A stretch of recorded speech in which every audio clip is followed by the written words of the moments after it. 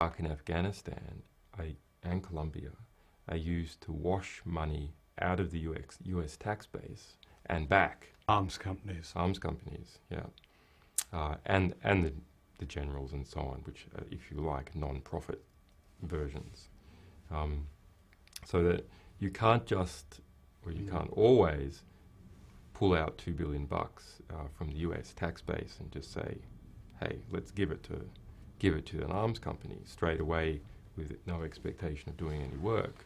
But if you say this $2 billion has got to go into Colombia, but the Colombian government has to buy US arms, and those arms have to be of a particular type, particular specification that only one of these arms companies has, then that's just a way of laundering this back into the United States. And what you're saying is that money and money making is at the center of modern war, and it's almost self-perpetuating. Yes, and it's becoming worse. The number of private companies that sprung up around Iraq, the number of private companies that are now supporting the National Security Agency, this has increased 100 times in the past 10 years, the number of companies. So now you have a school, a feeding school that is feeding off the US tax base and is a lobby to make sure that those wars go on. And you have two sorts of lobbies.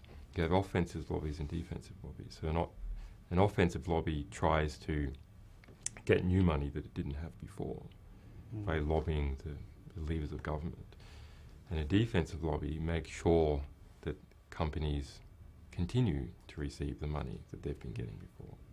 So now we're in a position in the United States where we have both enormous offensive lobbies and enormous defensive lobbies. But the defensive lobbies always fight harder. They fight to keep the expectation of the money flow going. And that apparatus has been built up in the past 10 years. And I think it's going to be extremely difficult to dismantle.